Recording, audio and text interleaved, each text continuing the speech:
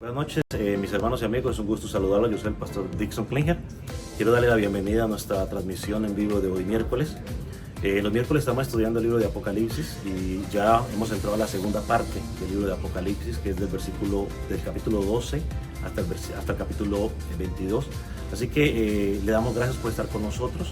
Si no ha visto las otras predicaciones, pues se puede meter a nuestras páginas, a nuestras redes sociales, que va a encontrar cada una de las predicaciones. Así que yo le animo para que se quede con nosotros, traiga lápiz y papel para que pueda tomar nota y no se vaya porque en unos momentos comenzamos. Dios nos bendiga.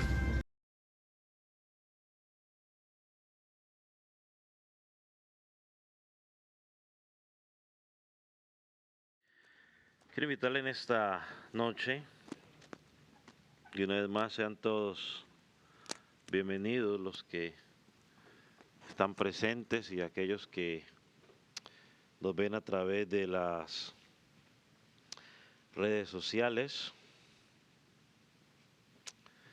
Si trajo su Biblia, por favor, que vaya al libro de Apocalipsis, capítulo 16, y vamos a leer hasta el versículo 11 el día de hoy. Apocalipsis, capítulo 16, versículos del 1 al 11. Puede indicar con un amén cuando lo haya localizado. Todos lo tienen. Dice la palabra del Señor de la siguiente manera: oí una gran voz que decía desde el templo a los 7 ángeles: id y derramar sobre la tierra las 7 copas de la ira de Dios. Fue el primero y derramó su copa sobre la tierra, y vino una úlcera maligna y pestilente sobre los hombres que tenían la marca de la bestia y que adoraban su imagen. El segundo ángel derramó su copa sobre el mar, y éste se convirtió en sangre como de muerto, y murió todo ser viviente que había en el mar. El tercer ángel derramó su copa sobre los ríos y sobre las fuentes de las aguas, y se convirtieron en sangre. Y oí al ángel de las aguas que decía: justo eres tú, oh Señor, el que eras el santo, porque has juzgado estas cosas.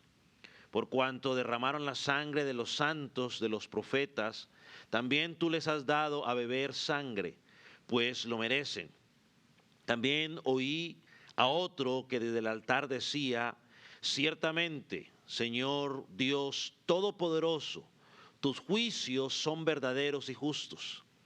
El cuarto ángel derramó su copa sobre el sol, el cual fue dado al cual fue dado quemar a los hombres con fuego.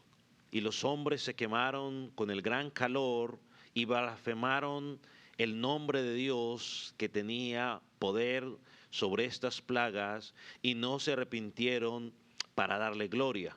El quinto ángel derramó su copa sobre el trono de la bestia, y su reino se cubrió de tinieblas, y mordían de dolor sus lenguas, y blasfemaron contra el Dios del cielo por su dolor y por sus úlceras, y no se arrepintieron de sus obras. Padre, en esta noche nos encomendamos a ti una vez más, pidiendo que tu Espíritu Santo sea en medio nuestro, pidiendo que tu Espíritu Santo sea dirigiendo nuestras vidas. Señor, pidiendo sabiduría para que tú nos permitas, Señor, o que permitas como predicador hablar con claridad tu palabra, que puedan ser palabras fáciles para que tu pueblo pueda entender y captar el mensaje. Señor, que no sean los deseos de mi corazón, sino lo que enseña tu palabra. Señor, que las mentes estén abiertas, que quites todo cansancio y toda preocupación, y que nuestro único enfoque sea, oh Dios, estar atentos a tu palabra, que ella pueda edificarnos, que ella pueda consolarnos, y que aquel que no te conoce a ti, tu palabra pueda guiarlo a la salvación, pueda guiarlo al arrepentimiento. Padre, te damos gracias. En el nombre de Jesús. Amén. Amén. ¿Puede tomar asiento, mi hermano?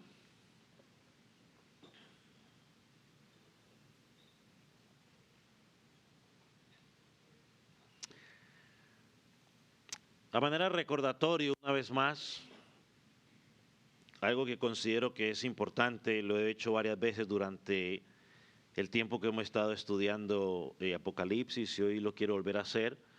Quizás para aquellos que nos escuchan por primera vez o por los que ya lo hemos escuchado en varias ocasiones, pero mi deseo y mi idea es que nos quede bien clara cómo es la estructura de este libro de Apocalipsis, para que le pueda ayudar a usted a entender el libro y al mismo tiempo, si algún día alguien le pregunta, le puede ayudar a usted también a poder comenzar a dar una explicación a aquellos que quizás lo están escuchando o que no se han atrevido en algún momento a estudiar este libro.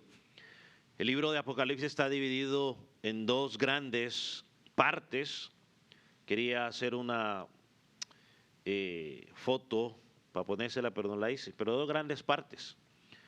La primera parte va desde el capítulo 1 hasta el capítulo 11, donde comienza con Cristo en medio de las iglesias y termina hablando de la segunda venida de Cristo con juicio a las naciones.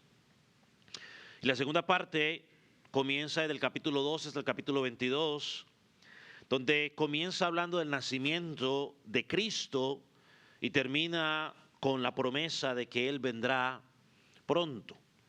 Dentro de esas dos grandes divisiones encontramos que está compuesto por 7 visiones paralelas entre sí, donde cubren todas el mismo periodo de tiempo, pero de una perspectiva diferente, hablando desde la primera hasta la segunda venida de Jesucristo, y en cada una de ellos vemos cómo los juicios de Dios se van intensificando sobre la humanidad.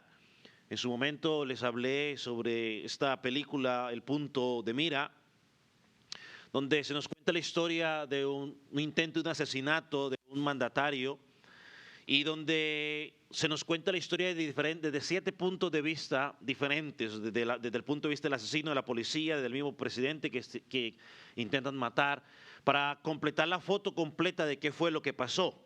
Estas visiones, como ya lo hemos dicho, la primera la vimos del capítulo 1 hasta el capítulo 3. Después vimos desde el capítulo 4, donde Cristo exhorta, amenaza a los apóstatas, pero promete vida eterna a aquellos que perseveran.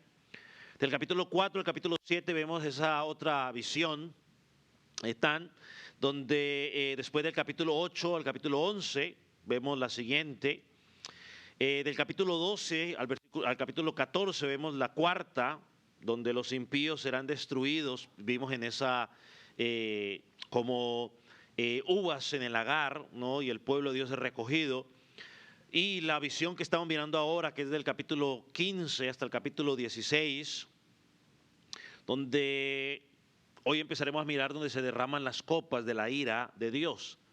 El capítulo 15, que estudiamos la semana pasada, nos sirvió como un interludio, es decir, como donde nos prepara para que entendamos lo que el apóstol va a empezar a expresar a partir del capítulo 16. Y a lo largo del estudio hemos visto que el autor ha hecho lo mismo en varios capítulos. Por ejemplo, el capítulo 7, el capítulo 10, el capítulo 14 sirvieron como un interludio, una preparación para lo que el autor iba a seguir hablando en cuanto al Señor. Ahora, este capítulo 16 lo vamos a dividir en 4 sesiones o 4 partes. Y en el versículo 1 vamos a mirar lo que se conoce como la introducción o el origen de las copas, donde se escucha la voz del cielo dar la orden para que esas copas sean derramadas. Del versículo 2 al versículo 11 vamos a estudiar las 5 primeras copas que muestran el juicio progresivo y directo sobre los hombres y sobre la creación. Del versículo 12 al versículo 16 Vamos a enfocarnos en la sexta copa, que no solamente es un juicio, sino también esa preparación providencial de Dios para reunir a las naciones que se rebelaron contra Él. Y del versículo 17 al versículo 21 miraremos la séptima copa, que es el cierre o el clímax del juicio, mostrando el cumplimiento de Dios. Así que el día de hoy vamos a estar enfocados en los dos primeros puntos, en la introducción y el origen de las copas, y vamos a mirar las 5 primeras copas de la ira. Y antes de que entremos a mirarlas, quiero recordarles algo importante. Estas copas, al igual que los sellos y las trompetas, no deben entenderse de una manera literal, ¿no? Por ejemplo, aquí leemos que les dio de beber sangre, o sea, no es que ahorita Dios va a empezar a darle sangre, ¿no? O sea, no lo podemos entender de una manera literal, no son imágenes que ilustran o que son usadas para describir o ilustrar una realidad espiritual. Y aunque son unas figuras, nos representan verdades terribles que enfrentarán los seres humanos que se han rebelado contra Dios antes de que Jesucristo llegue por segunda vez. Cuando usted y yo leemos o estudiamos estas copas, es interesante que hay una gran similitud entre ellas, las trompetas, y en el caso de algunos sellos, y eso lo vamos a ir mirando a medida de que miremos algunas de ellas. Si usted saca el tiempo para empezar a tratar de comparar a cada una de ellas, va a encontrar esas similitudes. Por ejemplo, la primera trompeta se compara con la primera copa, la segunda copa con la segunda trompeta y así sucesivamente. Y es impresionante que cómo usted puede notar cómo Dios repite el juicio desde una perspectiva diferente y cómo ese juicio se va intensificando a medida de que nos va dando más revelación de lo que va a pasar. Y esto concuerda con lo que hemos dicho, ¿no?, durante todo el estudio, que cada una de estas visiones es la misma visión, sino que nos la está presentando de una perspectiva diferente, añadiendo un poco más de detalles a lo que se nos viene diciendo. También podemos encontrar un patrón interesante en estas copas. Las primeras 4 copas, como veremos, se van a centrar en el mundo natural. Las aguas, los ríos, el mar y el sol. Mientras que las últimas 3 copas apuntan directamente al reino de la bestia, es decir, a la operación de la bestia. En otras palabras, primero viene el juicio de Dios contra la creación que el hombre disfruta o que el hombre necesita o que el hombre confía en esas cosas que la creación le puede proveer. Y que por estar poniendo su confianza en esas cosas se olvida de Dios. Entonces Dios trata de derribarle su confianza en esas cosas para que puedan voltear a mirar al único o al soberano, como acabamos de cantar, el cual sostiene el universo con sus manos. Y yo creo que esto nos recuerda un poco lo que dice Romanos capítulo 1, versículo 18. No voy a leer todo el versículo, pero sí dice una parte: la ira de Dios se revela desde el cielo. La ira de Dios se revela desde el cielo.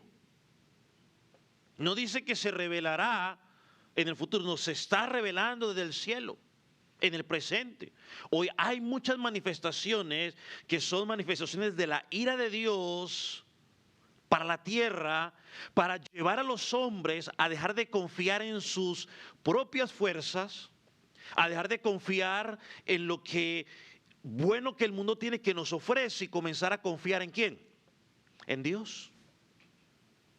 Y como dice Pablo, como el hombre no ha querido poner su confianza en Dios, Dios los entrega a sus ¿qué? A la dureza de su corazón. Los entrega a las consecuencias de su pecado. No es que Dios se haya olvidado del mundo, no es que Dios no tenga poder, sino que Dios dice, bueno, pues los dejo que vivan en su pecado. Entonces aquí es donde debemos reflexionar, mis amados hermanos y amigos,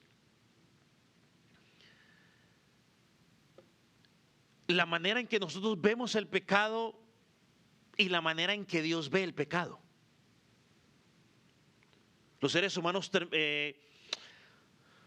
tenemos la tendencia a minimizar el pecado. Ah, no, sí, era necesario hacerlo. Por eso hemos puesto mentiras blancas, piadosas, lo minimizamos. Pero cuando vamos, ahorita que miremos la descripción de las copas, nos damos cuenta de que Dios no minimiza el pecado. Y cuando comparamos con lo que han dicho los profetas, tenemos que entender que nuestro Dios es un Dios santo y su ira se revela contra el pecado de manera real.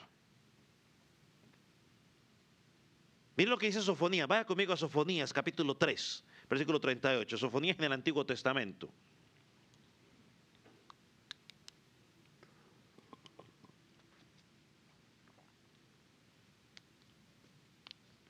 Sofonías, capítulo 3, versículo 8. ¿Lo tiene? Dice, por tanto,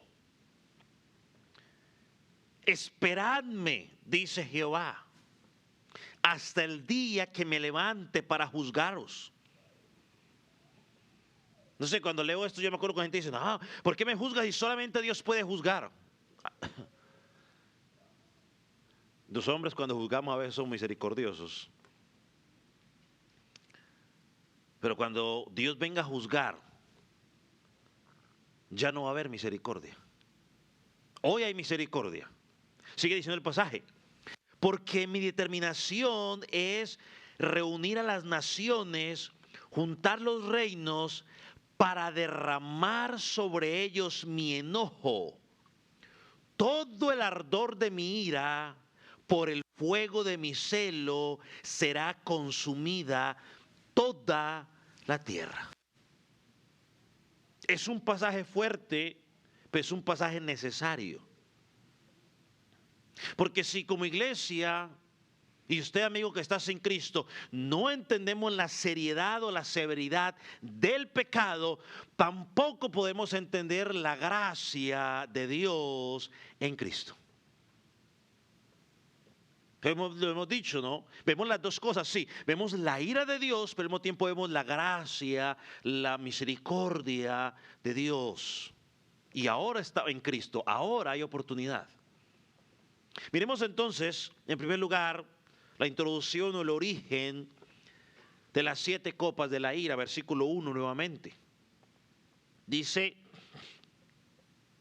oí una gran voz que decía desde el templo a los 7 ángeles, id y derramad sobre la tierra las 7 copas de la ira de Dios. Después de la visión que el apóstol Juan tuvo en el capítulo 15, ahora escucha una poderosa voz que sale del templo. La pregunta natural que nos tiene que venir cuando estamos estudiando la palabra es ¿cuál? ¿Quién es qué? ¿Quién es esa voz? ¿Quién es esa voz? Ahora, yo creo que no puede ser la voz de un ángel, porque aquí dice que desde el templo, es decir, desde la gloria de Dios. Aquí yo entiendo que esta voz es la voz de ¿quién? De Dios mismo. Y esto es importante. ¿Por qué? Porque estas copas o estos juicios que están viniendo, vienen directamente ¿de quién? De Dios. Son de Él. Le pertenecen a Él. Él es el que da la orden para que sean derramadas sobre la tierra. Es decir, que no estamos simplemente frente a simples catástrofes naturales que vienen, O muchas veces no, es que es el calentamiento global. Bueno, Dios puede estar usando eso para derramar su ira con el objetivo de que ahora que hay oportunidad del arrepentimiento, la gente deje de mirar su confianza en sí mismo, en el mundo, y comience a mirar al soberano Dios omnipotente. O sea, aquí vemos que Dios da la orden de que se revele, de que se derrame un juicio soberano de Dios sobre un mundo rebelde que se ha rebelado contra Dios. Y una de las cosas que hemos mirado en el libro de Apocalipsis es que una y otra vez nos recuerda que Él es el creador, que Él es el Señor de todo. Romanos dice que por Él y para Él son hechas ¿qué? Todas las cosas, a Él le pertenecen. Nada escapa de su control. El teólogo R.C. Sproul, nunca sé pronunciar el apellido de este hombre, falleció hace unos años, dijo lo siguiente en cuanto a la soberanía de Dios. Dice él, si existiera una sola molécula en el universo fuera del control de Dios, entonces Dios no sería Dios. Una sola molécula. Hubiera averiguado yo cuántos, pero la molécula es algo pequeño, lo más pequeño. O sea, por muy pequeño que sea, hay algo que está fuera del control de Dios, entonces Dios no sería Dios. Y eso es lo que vemos aquí en este pasaje, mis amados hermanos y amigos. Un Dios que reina, un Dios que dirige la historia y que cumple sus propósitos. Él es el que anuncia lo porvenir desde el principio. Nada, absolutamente nada ocurre fuera de su voluntad. Él lo permite por alguna razón que en el momento nosotros no entendemos, pero Él tiene la foto completa. Nosotros simplemente podemos mirar como mira un pollo. El pollo simplemente mira lo que está ahí al frente. El águila tiene una visión más alta, mira todo y tiene una vista mucho mejor. Bueno, tú y yo somos ese pollito sin ofender a nadie, ¿no? Es para ilustrar. Bueno, Dios es el águila que controla y ve todo. Nada sale fuera de su control. Entonces, cuando el apóstol Juan escucha esa gran voz, está escuchando al Dios soberano decretando los juicios sobre los impíos y asegurando la victoria de su pueblo. Es importante, no lo olvidemos. El juicio es para los impíos, pero para su pueblo es la victoria. Así que aprendamos que lo que está por venir no viene al azar, al ahí se va, sino que es parte del plan de Dios. Los juicios de Dios son la respuesta de un Dios santo contra el pecado.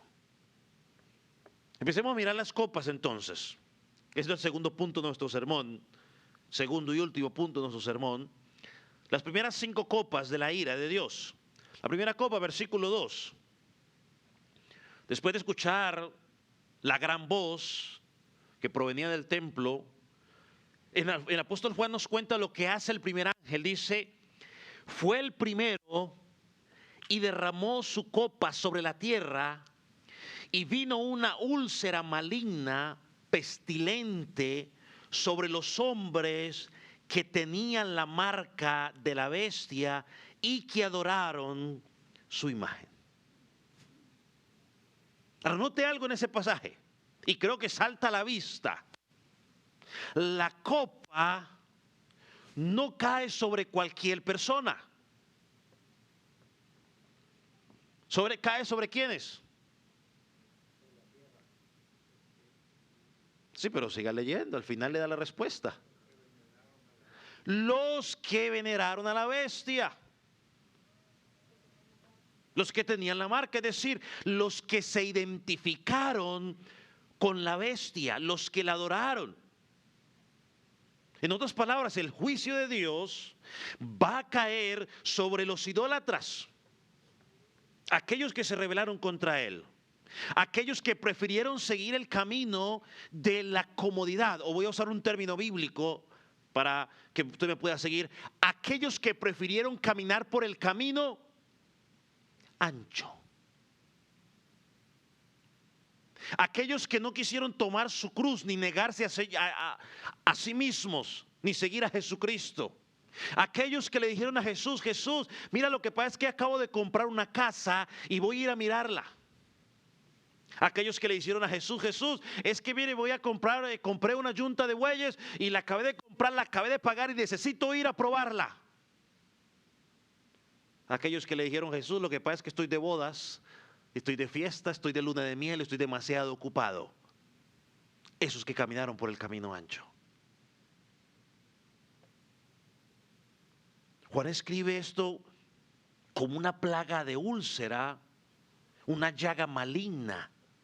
Una vez más, no debemos entenderlo de una manera literal, como si fueran heridas físicas, sino como una manera de hablar del sufrimiento y del tormento y de la miseria espiritual que Dios va a permitir que esta gente experimente por causa de su rebeldía y haberle dado la espalda a Dios. Ahora es interesante notar, lo más seguro que usted ya lo tuvo que haber notado, porque lo tiene fresco en su mente y porque hemos hecho las asociaciones en varios, o la comparación en varios momentos. Pero esta copa es parecida a la plaga de úlceras en Egipto, en Éxodo capítulo 9. O al castigo que Dios ordenó o anunció contra Israel en Deuteronomio 28. Entonces la idea es que Dios manifiesta el profundo dolor que experimentarán aquellos que viven en idolatría contra Dios. Y recordemos, no, idolatría no es únicamente arrodillarnos ante una imagen. Idolatría es todo aquello que le quita el lugar a Dios. Todo aquello. Puede ser cualquier cosa. No únicamente una estatua. Nosotros siempre nos libramos, yo ya estoy en Cristo, ya no tengo estatuas. No, posiblemente tenemos estatuas, pero tenemos otro tipo de ídolos. Cuando miramos la primera trompeta, recuerda también, en Apocalipsis capítulo 8, había un castigo sobre la tierra. Allí se nos dice que solo la tercera parte de los árboles fueron afectados. Pero aquí en esta primera copa de la ira, el castigo no es parcial, sino que dice que alcanza a todos los que tienen la marca de la bestia. Una vez más, no significa unos que literalmente van a tener un número en particular, sino aquellos que se han identificado por su estilo de vida, que piensan y actúan como la bestia. O sea, siguen todo el camino o el patrón que Satanás ha trazado a través del sistema o a través de las ideas que él presenta, que la gente camina en ello. Es decir, no hay escapatoria para el que ha elegido adorar el enemigo antes que a Dios. No hay escapatoria. No hay donde esconderse. Aquí nos podremos esconder de los seres humanos, pero de Dios no. Y si alguien piensa que le puede esconder, pues bueno, simplemente nos toca recordar lo que dice el Salmo 139. ¿A dónde, pregunta el salmista, huiré de tu presencia? Donde me metas, si voy a lo profundo del mar, allí estás tú. ¿A dónde me puedo meter? A ningún lado. Ahora, aquí nos tenemos que hacer una pregunta y creo que es pertinente, ¿no? Ahorita que estamos hablando de los que adoran a la bestia. ¿Qué nos hace estar del lado de la bestia o del lado de Cristo? ¿Qué nos hace estar del lado de la bestia o del lado de Cristo? No es lo que nosotros decimos ser de nosotros mismos. Porque si hoy salimos a la calle y empezamos a preguntar a la gente, ¿tú crees en Cristo o tú le crees a la bestia? Casi todos responderán, no, yo le creo a Cristo. Algunos dirán, ¿la bestia? ¿De qué bestia me está hablando? ¿La bella y la bestia? ¿Usted quién cree, en Cristo o en Satanás? Hombre, el 50% dirá, no, pues yo soy de Cristo. Pero el engaño que Satanás ha creado con ese realismo mágico, esa ilusión mágica que nos presenta, hace a muchas personas creer que están del lado de Cristo cuando no están del lado de Cristo. Y la diferencia no está en lo que decimos, la diferencia está en lo que somos, es decir, nuestra identidad en Cristo. Lo que somos en Cristo se manifiesta en mi forma de vivir y de actuar. Por lo digo, cualquiera puede decir cualquier cosa. El problema es, mis palabras están alineadas con mi estilo de vida, o mi estilo de vida está alineado con lo que yo digo creer.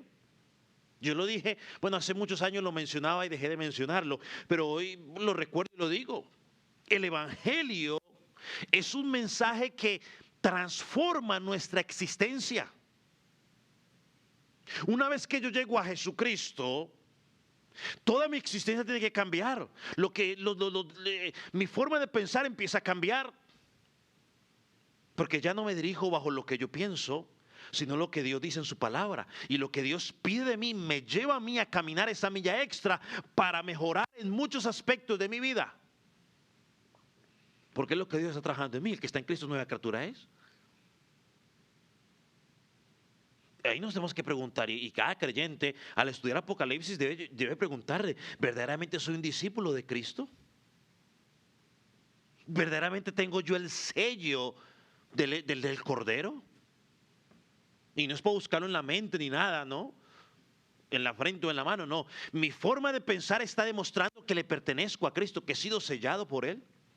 Mi forma de actuar. Porque es que solo hay dos grupos. Los que le pertenecen al Cordero y los que le pertenecen a la bestia. No hay punto medio. Nosotros nos hemos inventado el neutral. No, yo quiero ser neutral. No, pues que tome una decisión. No, mire, lo que digan está bien. Si dicen sí, yo también. Si dicen no, yo también. No. Nosotros hemos acostumbrado a eso. Bueno, en la Escritura no hay punto neutro. O eres del Cordero o eres de la bestia.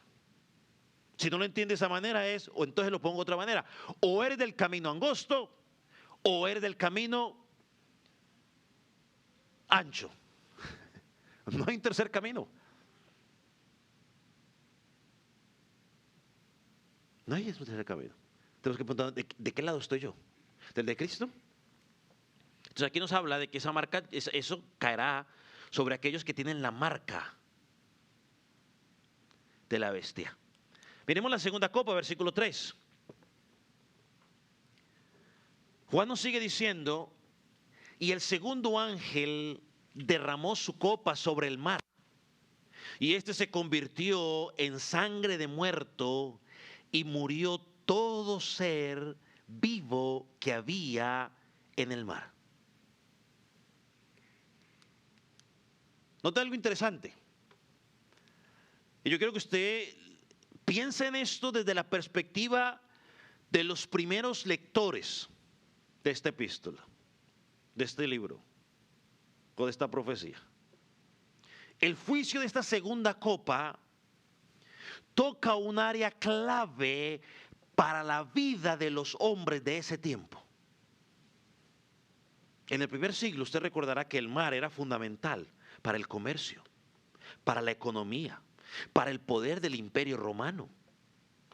De hecho, gran parte de la fuerza del César, dicen los comentaristas, y su imperio dependía del comercio marítimo, es decir, de las negociaciones que se hacían a través de las conexiones a través del mar.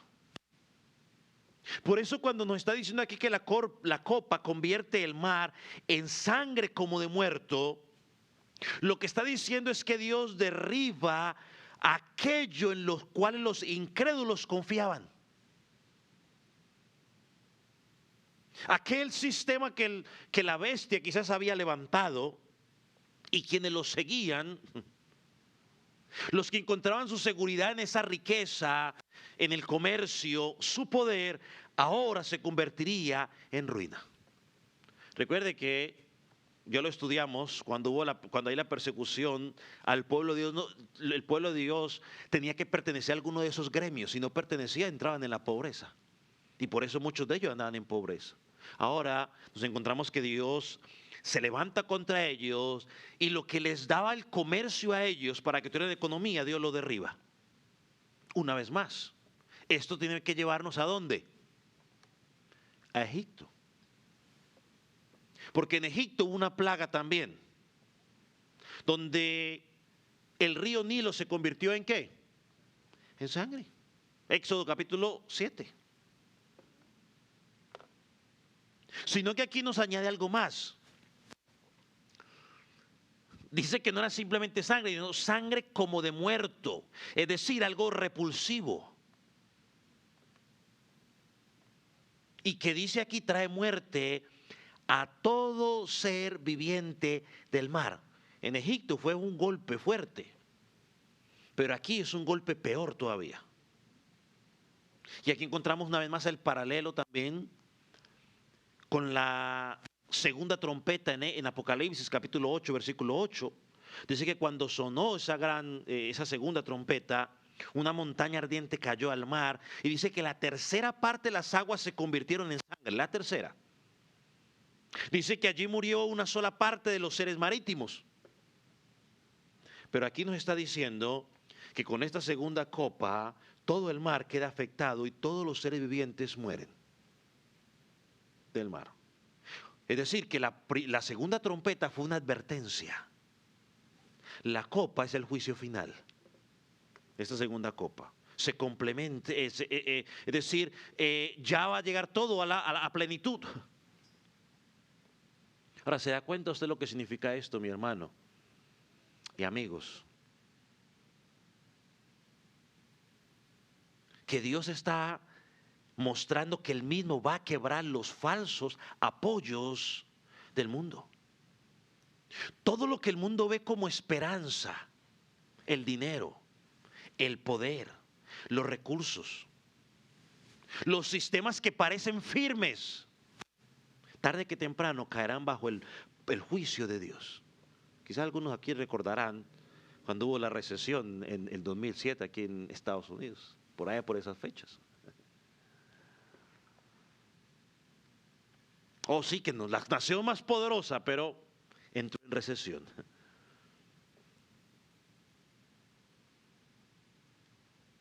O cuando la gente pone su confianza únicamente, no sé, bueno, no voy a dar ejemplos para no que nadie se sienta aludido.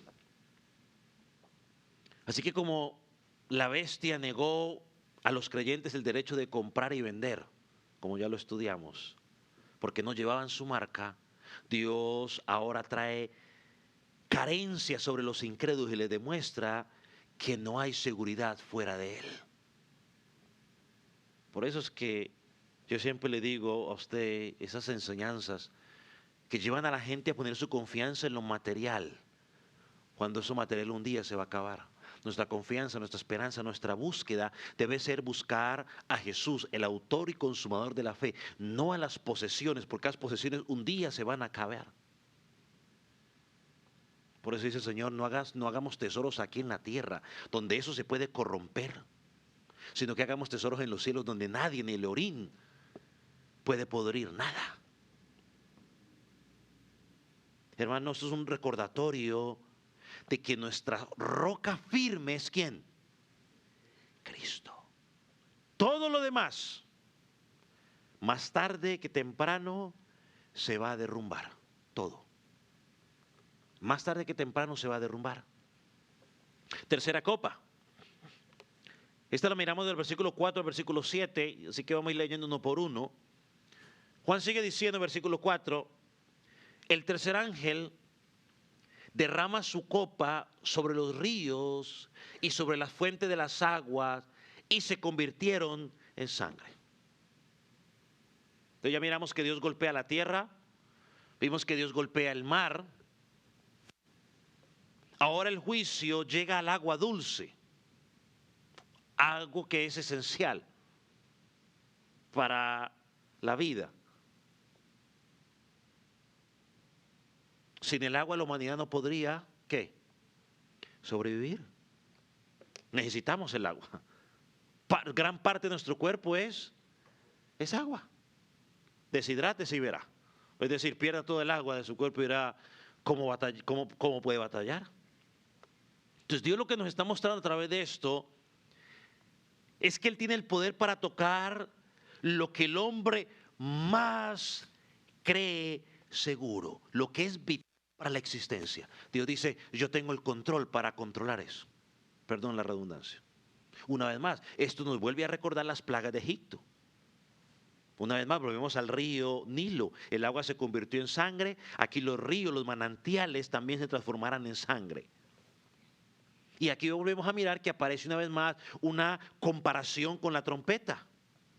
Mientras que en la tercera trompeta, solo una tercera parte de las aguas frescas eran afectadas. Ahora esta copa nos dice que todo, que lo cubre todo. El juicio es total. O sea, antes fue una advertencia, ahora hemos llegado a la culminación.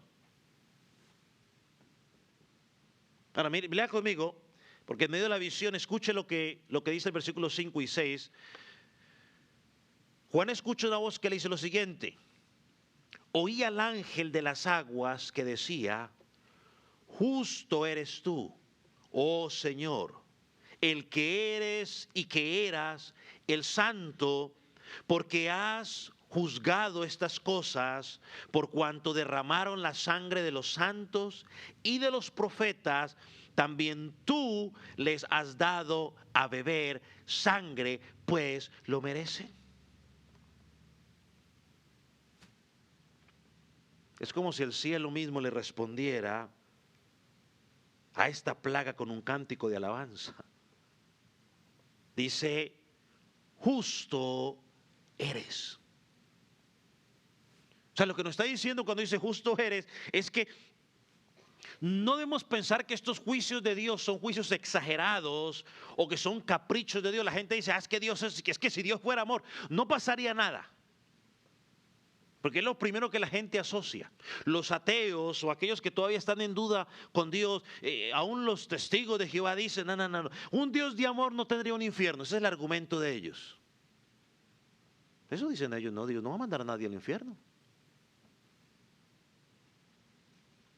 Aquí nos está diciendo Dios es justo. Él es justo, Él es santo. Él simplemente está dando la paga del pecado. La Biblia es clara. Dice que la paga del pecado es la muerte. ¿Y por qué pasa esto? Porque los hombres, en lugar de entregar sus vidas en adoración a Él, al Dios creador, los hombres han entregado su adoración o su lealtad, si me permite usar mejor esa palabra, a la bestia, a todo lo que la bestia falsamente nos ofrece. Así que el juicio de Dios es justo, porque el hombre decidió vivir su vida a su manera. Es que es mi vida, yo tengo que disfrutar la vida, a mí nadie me tiene que decir cómo voy a vivir. Bueno, has decidido vivir de esa manera, sufre las consecuencias. Es como si yo monto en mi carro y digo yo, es que es mi carro, yo pago mi aseguranza, entonces yo puedo andar como loco en la carretera sin que nadie me diga nada.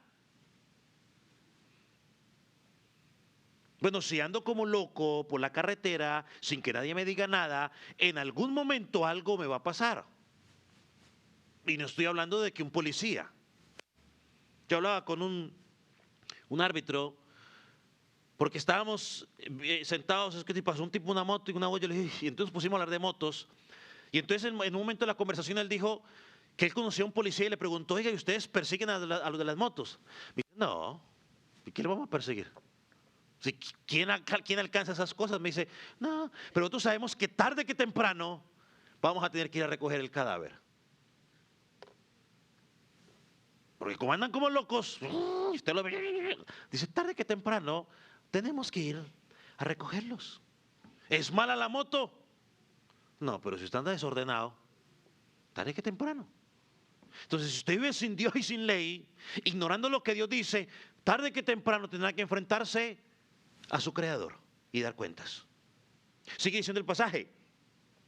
Oh Señor, o sea, justo eres tú, oh Señor, el que eres y que eras el santo. Ahora es interesante que esta frase ya la hemos estudiado aquí en Apocalipsis. Capítulo 1, versículo 4. El apóstol Juan, la frase la leemos de la siguiente manera: del que es, que era y que ha de venir. Eso es lo que dice el capítulo 1, versículo 4. El que es, el que era y que ha de venir. La pregunta es, ¿por qué ahora encontramos la frase, pero con una diferencia? Que al final, en lugar de decir el que ha de venir, encontramos la frase el santo.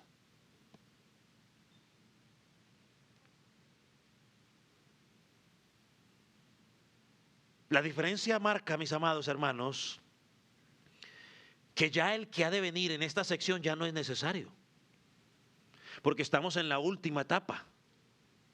Los eventos ya han empezado. Las plagas postreras ya se están derramando. Entonces ya no es el que ha de venir, porque es que él ya vino. Por eso ya no dice el que ha de venir. Él ya ha regresado.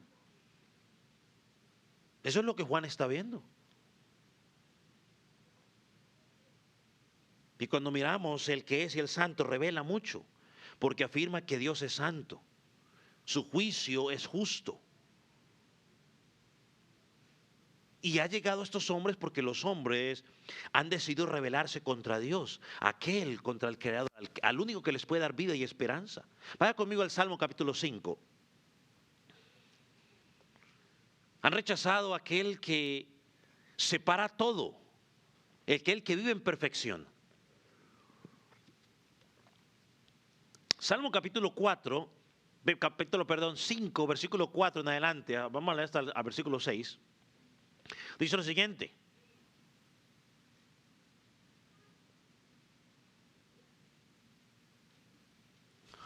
mire por qué su juicio es justo. Porque tú eres, dice, un Dios que se complace en la maldad. Porque no eres un Dios que se complace en la maldad, perdón. El malo no habitará junto a ti. Dios no se complace en la maldad. El malo no habitará junto a él. 5.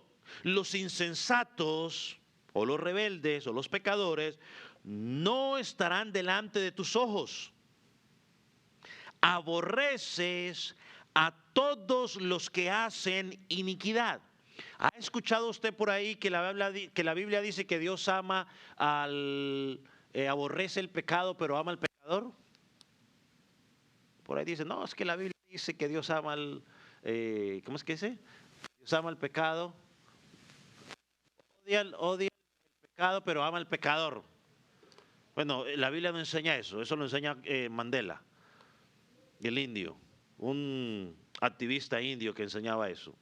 La Biblia dice lo contrario, dice que aborrece a todos los que hacen iniquidad, o sea, al pecador Dios lo aborrece. Dios aborrece el pecado y aborrece al pecador.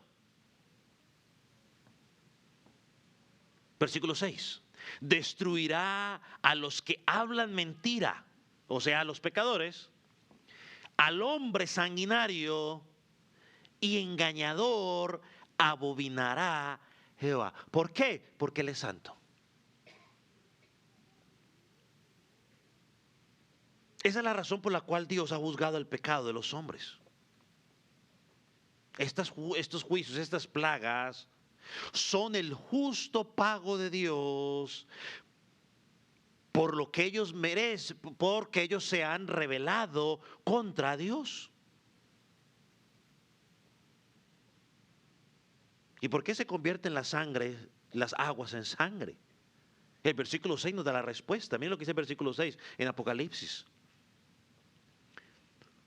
Por cuanto derramaron la sangre de los santos y de los profetas,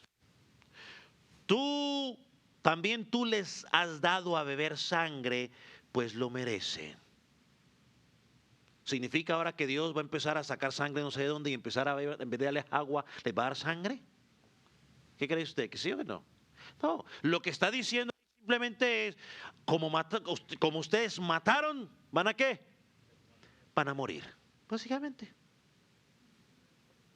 Derramaron la sangre de los santos hijos de Dios, de los profetas. Los persiguieron, los mataron, los apedrearon, se burlaron de los siervos de Dios. Entonces van a recibir lo mismo. Y luego dice al final el apóstol, ¿pues qué? Pues lo merecen por su pecado. Esa versión dice justa recompensa. ¿Está?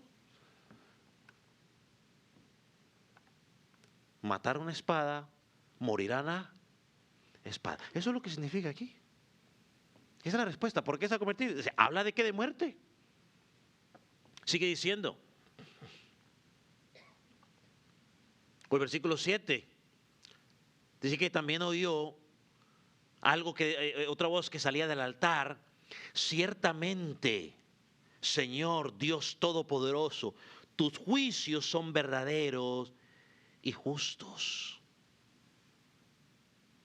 Creo que esto nos recuerda el clamor de los mártires en el capítulo 6, cuando ellos decían, Señor, ¿hasta cuándo nos juzgarás y vengarán nuestra sangre?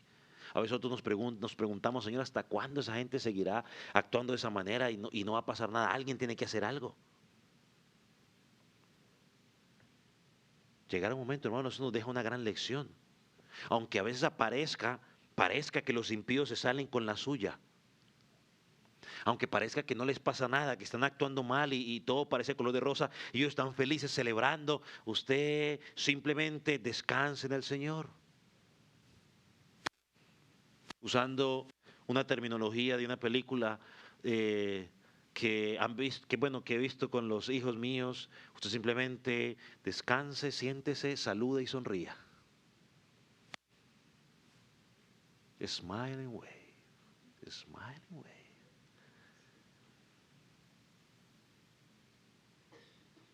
Un día recibirán su pago.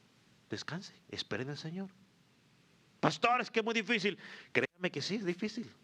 Porque yo quizás he estado en la misma circunstancia o quizás en este momento estoy en esa circunstancia. Digo, Señor, pero simplemente digo, bueno, Señor, pues en tus manos encomiendo. Tú lo harás. Nadie engaña a Dios. Nadie escapará de su juicio. Y cuando todo termine podremos decir lo que dice este pasaje, Señor, verdaderos y justos son tus juicios. Verdaderos y justos. Lo cantamos la semana pasada, el pasaje de la semana pasada lo decía, justos y verdaderos son tus caminos. Hermano y amigo, nada se escapa de las plagas de Dios. No es un capricho de Dios o de la ira de Dios, nada. Él ha visto la maldad de los hombres y Él va a derramar su justo juicio. La cuarta copa, versículos 9 y 8. El cuarto ángel derramó su copa sobre el sol, el cual fue dado quemar a los hombres con fuego, y los hombres se quemaron con el gran calor, y blasfemaron el nombre de Dios que tiene poder sobre estas plagas, y no se arrepintieron para darle la gloria. Una vez más, a diferencia de la cuarta trompeta que oscureció la tercera parte del sol, esta copa intensifica su calor hasta el punto de quemar a los hombres como si fuera llama de fuego. Una vez más, no se trata de un fenómeno natural, como quizás nos podríamos imaginar. No se trata tampoco de que es que la capa de ozono se desbarató y entonces el sol ya está prendando con mayor fuerza. No se trata de eso, se trata de un juicio espiritual. Una forma en que Dios va a demostrar su castigo contra los que han rechazado al Creador. La Biblia en muchas ocasiones usa el sol como un símbolo de juicio. Por ejemplo, en Isaías capítulo 49, versículo 10, les promete un día de su restauración. Miren lo que dice: no tendrán hambre ni sed ni calor, ni el sol los afligirá, porque el que tiene de ellos misericordia los guiará. Ahí promete restauración para su pueblo. En Apocalipsis 7 se nos da también una promesa muy similar. Dice que los redimidos estarán delante del trono y el sol no caerá más sobre ellos, ni el calor alguno. ¿Qué significa esto? Pues Bueno, que la salvación es ser liberado del castigo de Dios, es ser liberado de esa aflicción espiritual. Cuando Cristo regrese por segunda vez, todos los que están en Cristo no van a recibir ese castigo. Pero aquí encontramos que a los incrédulos les sucede lo contrario. Mientras el pueblo de Dios va a ser protegido, los incrédulos serán alcanzados por el calor del juicio divino. Y mira algo interesante, porque el pasaje nos dice que en lugar de buscar arrepentimiento, ¿qué es lo que hacen? ¿Qué es lo que hacen? Versículo 9. Blasfemaron al nombre de Dios. En vez de reconocer que esas plagas provienen de Dios, que es la respuesta al pecado, y en lugar de decir, Señor, perdón, hombre, me vuelvo a ti, siguen rechazando la autoridad de Dios. Hermano, esa es la dureza del corazón humano. Podemos llegar tan lejos que aún frente al mismo juicio evidente o de nuestro pecado contra Dios, en lugar de pedir perdón a Dios por lo que estamos haciendo y arrepentirnos, nos levantamos contra Dios y decimos, si Dios existiera, no me pasaría esto. Yo no sigo a Dios porque me pasó esto y este evento. Si Dios fuera bueno, yo no estaría pasando por esa circunstancia. El apóstol Pablo dijo en 2 Tesalonicenses que cuando el hombre rechaza la verdad de Dios, Dios permite que queden atrapados en la mentira, incapaces de arrepentirse. Y le manda espíritu de engaño para que crean a la mentira. He encontrado personas que un día dicen que proclamaban creer en Jesucristo y hoy usted lo encuentra en sectas. Dios lo deja, bueno. Que el Señor nos libre. Hermanos, este texto nos recuerda que el problema del ser humano no es la falta de evidencia de que Dios exista. O dame una evidencia que Dios exista. Bueno, mire hacia el espejo. Póngase a estudiar el proceso de gestación o de embarazo de una mujer. Suficiente prueba. Póngase a ver el funcionamiento de su corazón. O estúdielo. El funcionamiento de su cerebro. ¿Qué más prueba quiere? Hermano, no es la evidencia, no es la falta de evidencia, porque la gente no crea que Dios exista. Es el corazón endurecido y rebelde que no quiere someterse al Dios creador. No queremos rendirle cuentas a nadie y eso lo sabemos. Usted y yo no necesitamos ir a Harvard ni ser, no sé, brillantes para entenderlo. No nos gusta someternos. Todos los que hemos sido hijos, sabemos que no nos gusta someternos. Cuando teníamos los papás no nos queríamos someter. Y ahora que tenemos hijos vemos que a veces los hijos no se quieren someter. Y luego se casa ella y tiene que someterse al marido y no se quiere someter. Luego él en cierta manera pues también no tiene que, pues para vivir en armonía tiene que dar también cierto sometimiento y tampoco quiere someterse. Sin ir a romper el orden que Dios ha establecido. Entonces nos queremos someter a Dios. Entonces Apocalipsis nos muestra una escena tan clara en medio del calor abrasador de la ira de Dios. Los hombres no se arrepienten y en lugar de darle gloria a Dios blasfeman contra su nombre. Y eso lo vemos todos los días. Usted le habla de Cristo. Dios no existe. Si Dios fuera bueno yo no estuviera en tal problema. Si Dios no fuera bueno no hubiera permitido que mi hijo se hubiera muerto. Si Dios fuera bueno no hubiera permitido que me hubieran botado del trabajo y empiezan a sacar una cantidad de cosas. Sí. Eso es blasfemar contra el nombre de Dios. Porque cuando yo entiendo la soberanía de Dios, simplemente digo lo que dijo Job. Dios dio, Dios quitó, sea el nombre del Señor, de Jehová, bendito. O diría como dijo el apóstol Pablo, he aprendido a tener el contentamiento, estoy feliz con la abundancia y estoy feliz con la escasez. Y estoy tranquilo. Y dijo, todo lo puedo en Cristo que me fortalece. En su contexto, no en el todo lo puedo en Cristo que me fortalece, me quiero comprar un Ferrari, todo lo puedo en Cristo que me fortalece. Porque así lo usamos, o lo usan muchos, ¿no? La quinta copa para el día de hoy. El tiempo avanza, nos vamos a extender unos cuantos minuticos, pero lo acabamos. Versículo 10 y 11. Sigue diciendo, el quinto ángel derramó su copa sobre el trono de la bestia y su reino se cubrió de tinieblas y mordían de dolor sus lenguas. Pero, versículo 11, y blasfemaron contra el Dios del cielo por sus dolores y por sus úlceras. ¿Y qué dice? Y no se arrepintieron de sus obras. Este quinto juicio de Dios, o esta quinta copa de la ira de Dios, tiene un blanco claro. Ya no es sobre la naturaleza como las primeras copas, sino que va directamente sobre el trono de la bestia, es decir, sobre el centro de su poder mismo. Este castigo nos recuerda una vez más lo que Dios hizo en Éxodo capítulo 10, cuando trajo la oscuridad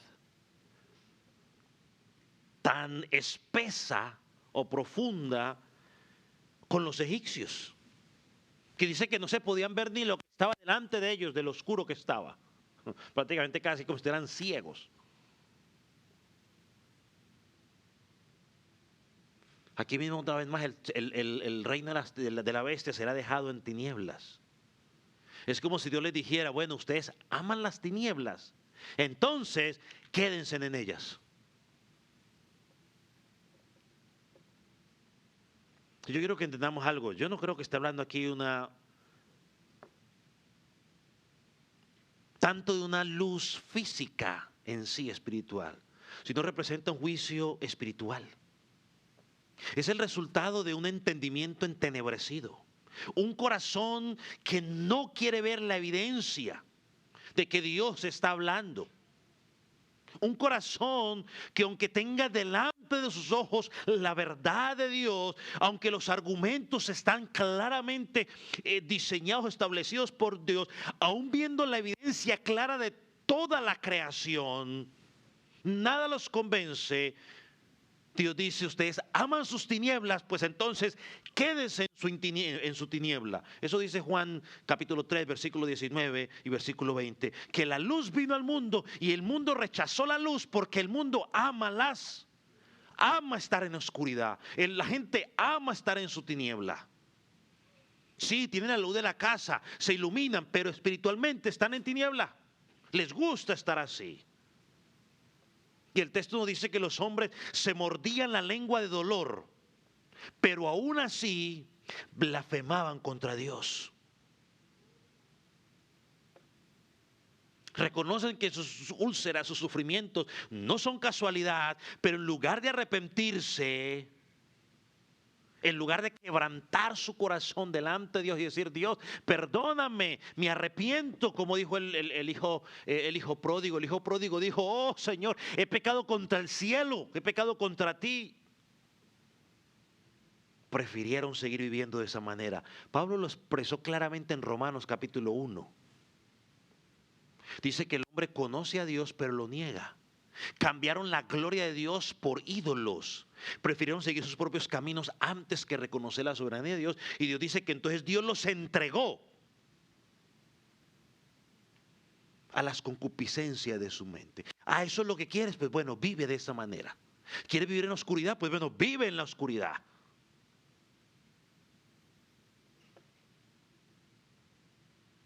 Los hombres posiblemente directamente no le decimos, Dios, mira, tú no eres mi Dios, yo no te quiero a ti. No se lo decimos audiblemente, pero nuestra forma de actuar se lo estamos diciendo. Tú no eres mi Dios, yo soy mi propio Dios, yo quiero vivir como yo quiera. ¿Y sabe qué es el problema? Que luego el culpable es Dios. Miren lo que dice Proverbios 19:3.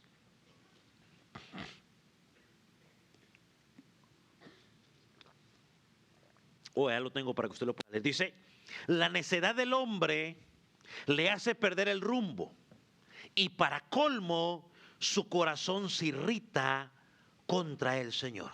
En otras palabras, el hombre peca, el hombre se mete en sus propios problemas por su pecado y luego culpa a Dios.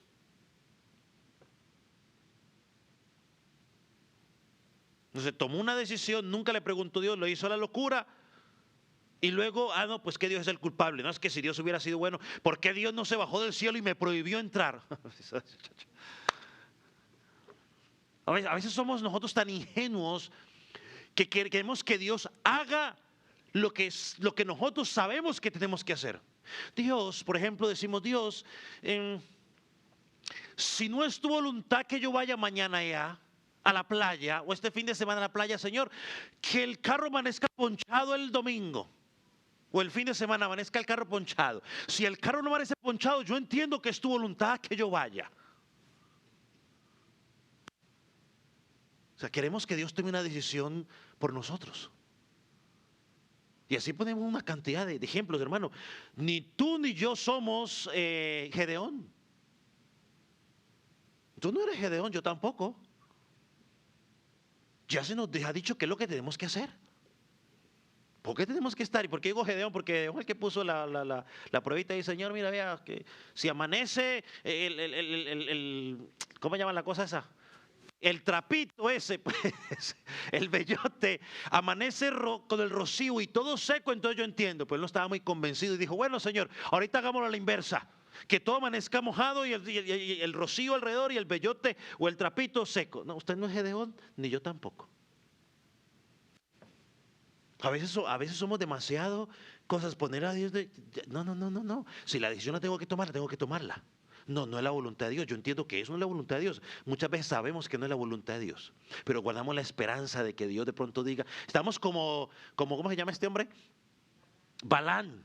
Estamos como Balán. Vamos otra vez, Señor, y estamos así. Sabemos que Dios no quiere, pero estamos ahí dándole la vuelta. Y luego entonces, cuando nos damos el trancazo, ay, Dios. Hermano, esta quinta trompeta para avanzar, quinta copa, nos recuerda que todos los sistemas de este mundo, por muy fuertes que parezcan, terminarán en tinieblas. Porque la luz verdadera es Dios. Todos los ídolos, los dioses falsos, toda la confianza que está puesta en el hombre, el Señor la va a derribar, la va a derrumbar. Nada se podrá escapar de él. Jesucristo dijo en Juan capítulo 8, versículo 12, yo soy la luz del mundo y el que me sigue no andará en tinieblas, sino que tendrá la luz de la vida.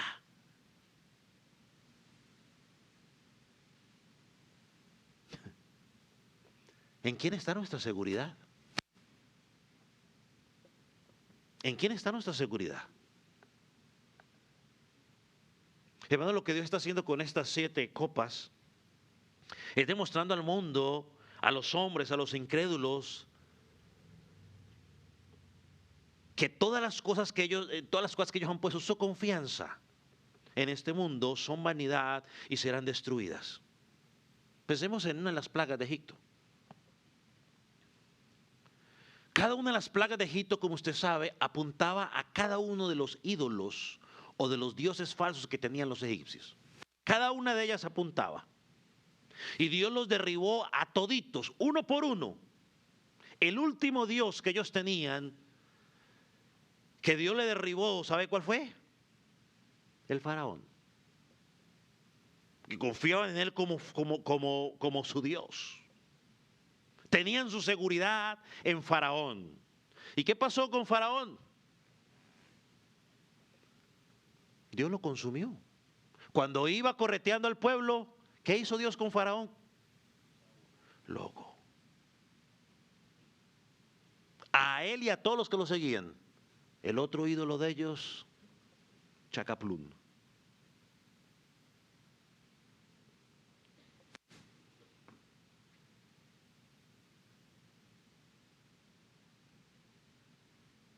Cuando Dios trajo las plagas sobre Egipto, ¿quiénes fueron los únicos que no sufrieron absolutamente nada? El pueblo de Dios. Dios los protegió. Como nos va a proteger a nosotros de sus juicios. ¿Por qué? porque Cristo murió por nuestros pecados. Estamos cubiertos con la sangre de Cristo, por lo tanto la ira de Dios ya no está sobre nosotros. Nosotros no recibimos la ira de Dios, recibimos la gracia de Dios, las bendiciones espirituales. El ángel de la muerte pasó por encima de nosotros como pasó en Egipto.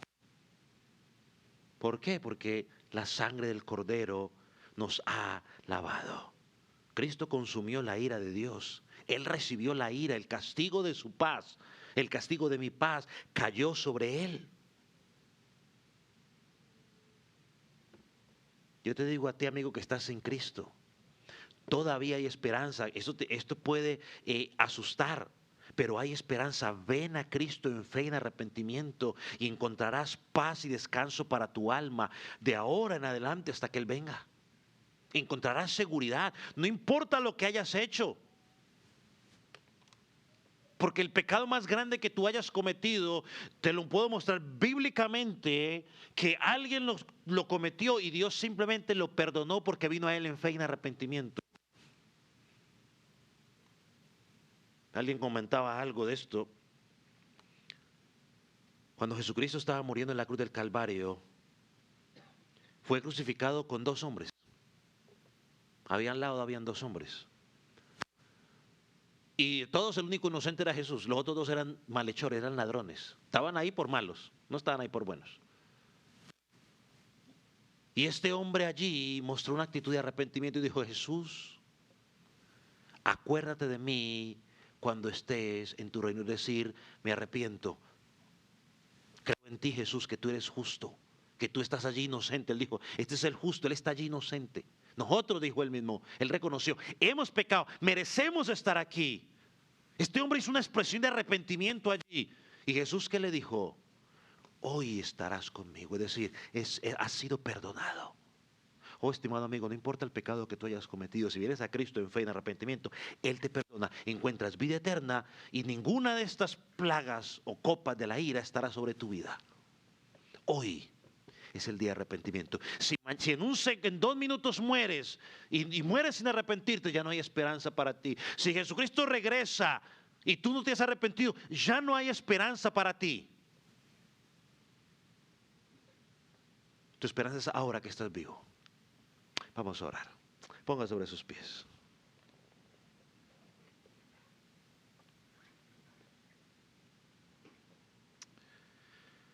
Padre, te damos gracias por tu palabra. Señor, es mi oración que tu palabra haya podido quizás haber sido expresada con claridad para que tu pueblo la haya entendido. Señor, te agradecemos porque aunque vemos, Señor, estos juicios que son duros, también hoy podemos decir, Padre, gracias, porque estamos en ti. Gracias, Señor, porque por la gracia estamos en Cristo.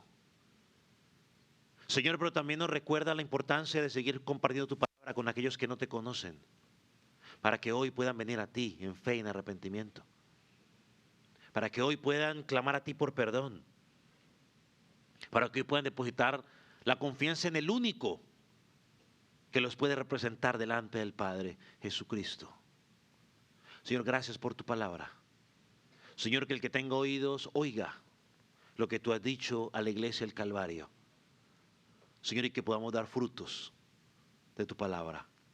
En el nombre de Jesús, te agradecemos, oh Dios. Amén.